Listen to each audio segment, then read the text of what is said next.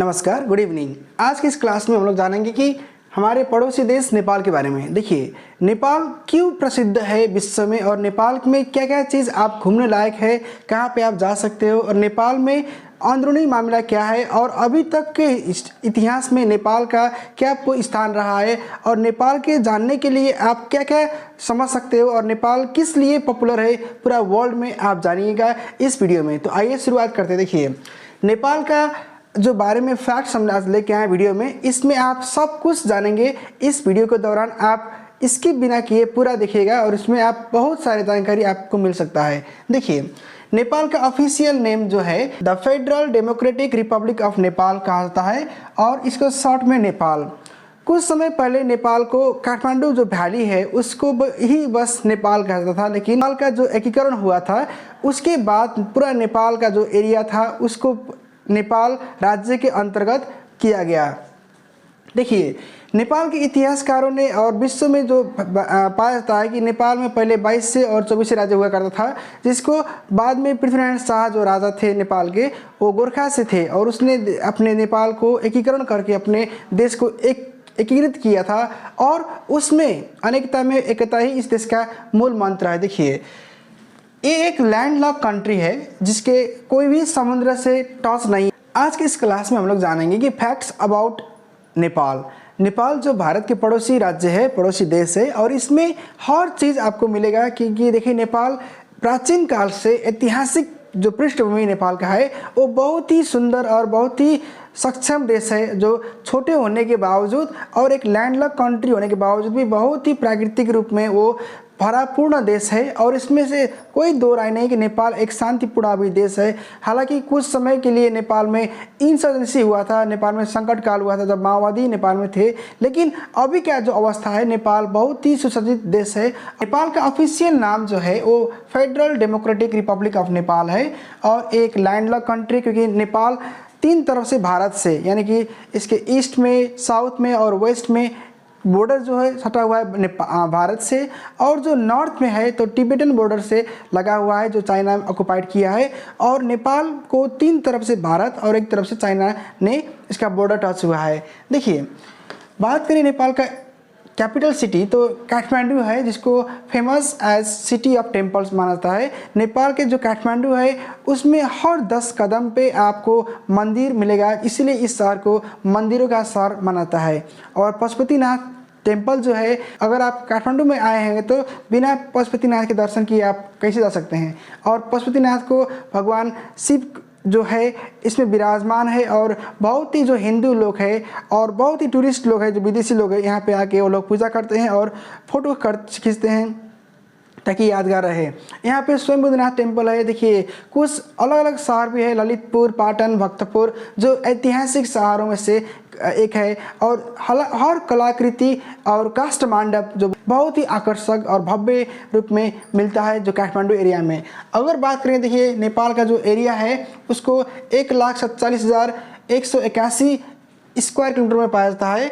कुछ साल पहले जब नेपाल में केपी शर्मा ओली का सरकार था तो नेपाल ने क्या किया कि उसके नक्शा में कुछ बदलाव किया और कुछ जो ज़मीन, विवादित ज़मीन था जो भारत में था, उसको नेपाल अपना बता रहा है। और उसकी वजह से नेपाल का जो अभी का फिलहाल का जो इसका जो एरिया है 1,47,516 स्क्वायर किलोमीटर है। और it's new map incorporated the villages including Gunji, Nabi and कुटी लाइंग इन लिम्पियाधुरा, लिपुलेक और कालापानी। देखिए, जो तीन जगह है, लिम्पियाधुरा, लिपुलेक और कालापानी, इन जगहों को नेपाल ने अपना मैप में रख चुका है और नया मैप भी जारी कर चुका है आधिकारिक रूप से। हालांकि भारत ने इसका विरोध किया था। देखिए, Nepal is the 25th smallest country. Nepal Asia में जो है 25वां छोटा देश है और जो विश्व में इसका जो रैंक है वो है 95%, मतलब 95th रैंक विश्व में है इसका है।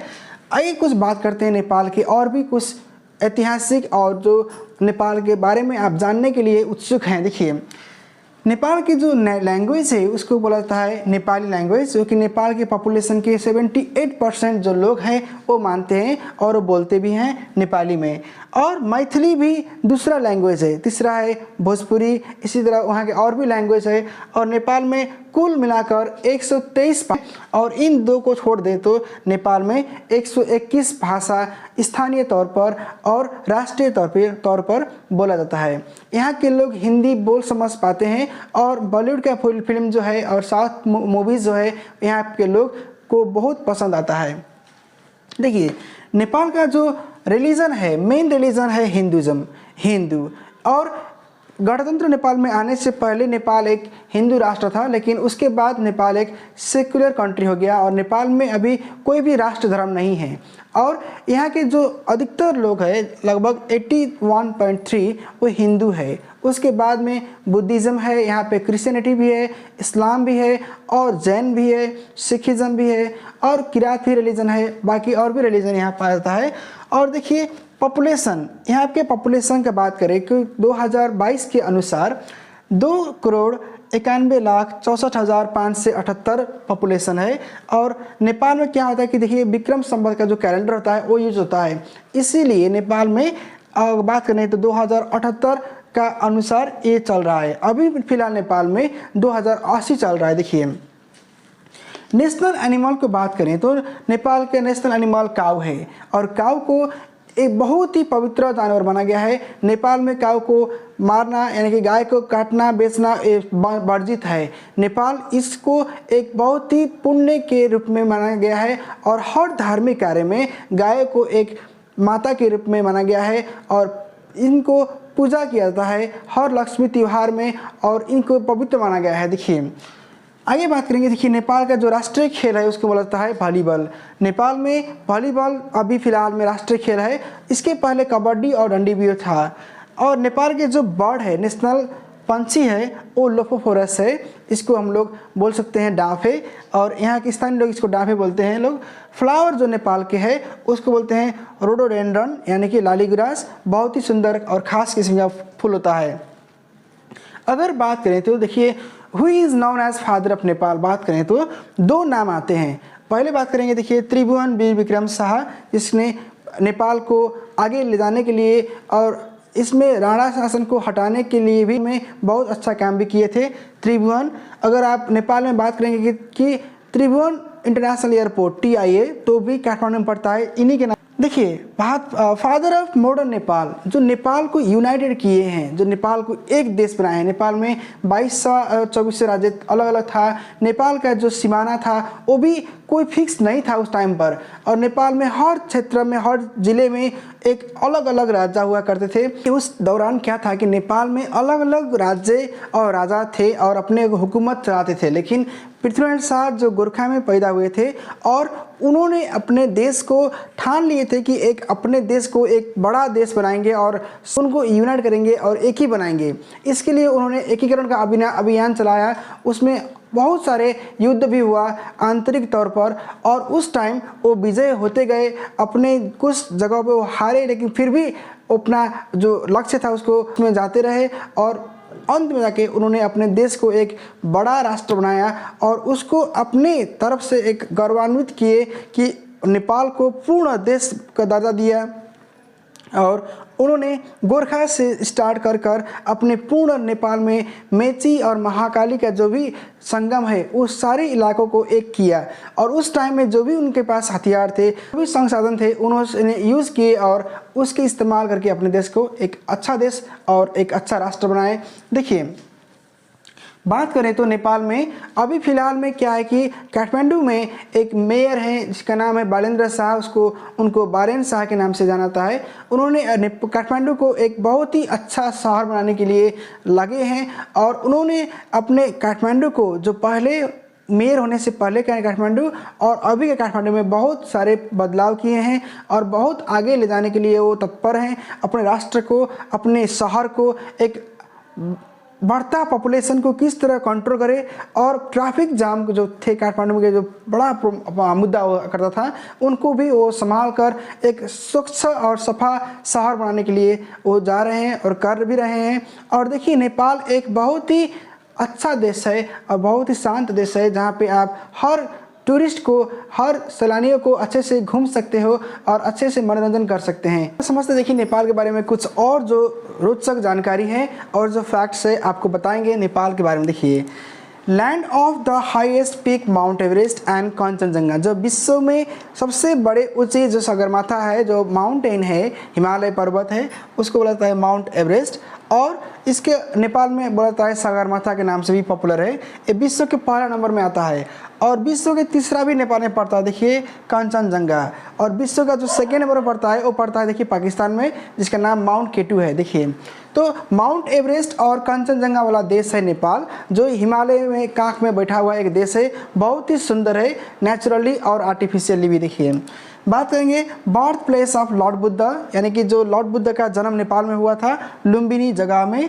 उसी तरह देखिए माता जानकी का भी जन्म नेपाल में भी हुआ था, जनकपुर में। तो ये दोनों जगह ऐतिहासिक रूप से बहुत ही महत्वपूर्ण है और धार्मिक दृष्टिकोण से भी इस जगह को पवित्र माना गया है, जहाँ पे आप शांति मिलेगा आपको। और अगर आप आएंगे नेपाल में जाएंगे तो आपको बहुत ही सारा जो ऐतिहासिक और जो भी आपका फैक्ट है आप अपने नज़रों से देख पाएंगे और इसमें समझ पाएंगे कि नेपाल में क्यों ऐतिहासिक रूप से ही इसका महत्व बहुत ही बड़ा है। क्योंकि देखिए नेपाल को ऋषि मुनियों का देश माना गया है, जहाँ के लोग बहुत ही नरम और सॉफ्ट हृदय का होते हैं लोग। और इन देश में आप अच्छे से घूम सकते हैं और नेचर को ऑब्जर्व कर सकते हो। देखिए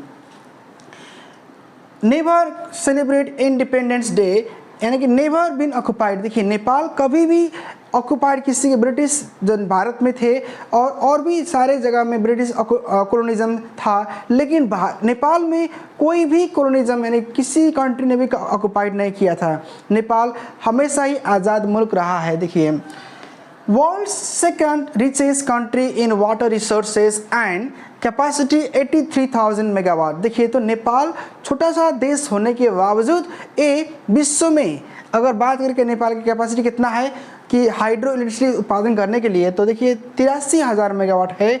फिलहाल अभी के दिनों में बस 10,536 ही मेगावाट उत्पादन हो रहा है। अगर समझ लीजिए, मान के चलिए कि अगर नेपाल पूरे 83,000 मेगावाट को अगर जनरेट कर देता है तो नेपाल के हर जो गांव है वो तो अभी तो लाइट हिले है वहाँ पे, लेकिन नेपाल एशिया को भी उजाला की तरफ ले जा सकता है और उसी की वजह से अर्न कर सकता है नेपाल इनकी वजह से। देखिए टू जनरेट इलेक्ट्रिसिटी है।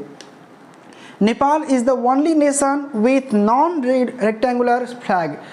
Nepals calendar is based on Vikram Samvat BS। बाकी सब देशों में आपको मिलेगा बोलते हैं इंग्लिश कैलेंडर, उसका यूज़ होता है जिसमें कि जनवरी से लेके दिसंबर तक होता है, लेकिन वैशाख से लेके चैत्र महीना तक के कैलेंडर जिसको हम बोलते हैं विक्रम संवत का यूज़ होता है नेपाल में। देखिए found one horn rhino and spiny babbler. इस देश में देखिए पूरी दुनिया में अगर एक सिंग वाला गेंडा कहीं पाया जाता है तो वो बस नेपाल और भारत के आसाम है राज्य, लेकिन और किसी जगह नहीं पाया जाता है। देखिए तो अगर आप चितौन जाएंगे सौराहा में तो वहाँ पे देखेंगे कि वो चितौन नेशनल पार्क है, जिसका पहले बोलते था लोग रॉयल चितौन नेशनल पार्क, और अभी जब डेमोक्रेसी सरकार में आने के बाद और राजा को अपने गद्दी छोड़ने के बाद उसको हटाकर बस चितौन नेशनल पार्क ही कर दिए हैं लोग। और वहाँ पे अगर आप जाएंगे तो राप्ती नदी के पार अगर आप जाएंगे तो वहाँ पे आपका वन हॉर्न राइनो बहुत ही आसानी से आपको चढ़ते हुए मिल जाएगा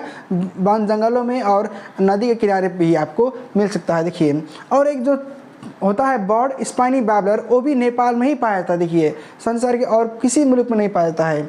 देखिए बात करेंगे आगे बढ़ेंगे तो famous for Gorkha warriors known as for bravery loyalty joined in British Indian army. Nepal हालांकि और भी चीज़ों में बहुत ही पॉपुलर है वर्ल्ड में, लेकिन सबसे ज़्यादा नेपाल पॉपुलर है कि वीर गोरखाली की वजह से। देखिए गोरखा के अगर आप सुनेंगे तो आपके मन में एक आएगा कि हाँ गोरखा कितना बहादुर होता है, क्योंकि देखिए गोरखा चाहते हैं कि वो ईमानदार है, लॉयल है, लेकिन बहुत खतरनाक भी है, क्योंकि बहुत बहादुर भी होते हैं वो लोग। और वो लोग का जो कद होता है वो ज़्यादा ऊंचा नहीं होता है, लेकिन वो लगते हैं कि माउंटेन वॉरियर्स है लोग। वो अपने दम पे बहुत सारे वार में आप उनका सहभागिता हो सकता है। देखिए जब भारत में जब इंडिपेंडेंस के जब मूवमेंट चल रहा था भारत आज़ादी के वक्त में, तो नेपाल में जंग बहादुर राणा हुए करते थे प्रधानमंत्री। उस टाइम में उन्होंने गोरखा जो आर्मी थे उनको ब्रिटिश को सपोर्ट करने के लिए भेजे थे, क्योंकि भारत के जो आंदोलनकारी थे उनको दबाने के लिए। और उस टाइम में ब्रिटिशों ने उन लोगों को बहादुरी देखकर क्या बोले कि जब भारत इंडिपेंडेंस हो चुका है तो उन लोग का जो रैंकिंग था, कुछ रैंकिंग्स को भारत में रख दिए और बहुत सारे रैंकिंग्स को वो लोग अपने साथ ब्रिटिश ले गए, क्योंकि अभी भी मिलता है भारत में और ब्रिटिश में कि वहाँ पे गोरखा रेजिमेंट अलग रहता है। देखिए आगे बढ़ेंगे, बात करेंगे लैंड ऑफ एती द स्नो मॉन्स्टर। देखिए अगर मिथिकल बात करेंगे तो माना जाता है कि नेपाल के जो हिमालयन क्षेत्र है वहाँ पे एती अभी भी मिलता है। एती मतलब हो गया कि आपका हिमालय पुरुष, जो देखने में बंदर की तरह होता है लेकिन बहुत खतरनाक होता है, उसको लोग बोलते हैं मॉन्स्टर के शेप में भी उसको पाया जाता है। देखिए नेपाल में क्या होता है कि एलिफेंट पोलो का ऑर्गेनाइज किया जाता है, जो मेघोली में होता है, जो चितौन जिला में पड़ता है। और इन इलाकों में देखिए एशिया के लोग लगाए और भी विश्व के लोग आते हैं एलिफेंट पोलो देखने के लिए, और ये बहुत ही रोमांचक होता है, बहुत ही इंटरेस्टिंग होता है, और जो आप ओपनली ग्राउंड में देख सकते हो। देखिए आगे बात करेंगे। देखिए नेपाल में हर शनिवार को यानी कि हर सैटरडे को पब्लिक हॉलीडे होता है नेपाल में, और जो इजराइल में भी होता है। इजराइल और नेपाल संसार के बस 2 ही देश है जहाँ पे शनिवार को पब्लिक हॉलीडे मनाया जाता है, और हर सरकारी कामकाज उस दिन बंद रहता है। देखिए नेपाल में अगर बात करें तो ओनली 1 रेलवे नेटवर्क्स है, जहाँ पे आप जनकपुर से जयनगर तक, जयनगर इलाके में अभी रेलवे का काम हुआ नहीं है, लेकिन वहाँ भारत के सहयोग के मार्फत रक्सौल से लेके आपका काठमांडू तक का जाने का जो प्लेटफॉर्म, उसका रोड मैप बन चुका है, लेकिन फिलहाल कोई काम स्टार्ट नहीं हुआ है। देखिए यहाँ लोग बोलते हैं नमस्ते। नमस्ते को यानी कि हो गया ग्रीटिंग, जैसे कि हम लोग बोलते हैं प्रणाम, गुड मॉर्निंग इंग्लिश में, तो यहाँ पे होता है नमस्ते। और नमस्ते को बहुत ही सारे लोग बहुत ही अच्छे से वो लोग अपने नमस्ते किया यूज़ किया जाता है। देखिए नेपाल का जो राष्ट्रीय खाना है उसको बोलते हैं दाल भात और ढेँडो, इसका मेन फूड है, और नेपाल का एक अपना गौरवशाली इतिहास रहा है। आपको वीडियो कैसा लगा? अगर आपको वीडियो अच्छा लगे तो प्लीज़ लाइक, शेयर और कमेंट कीजिएगा, और आगे भी हम लोग और भी कंट्री के बारे में लेके आएंगे।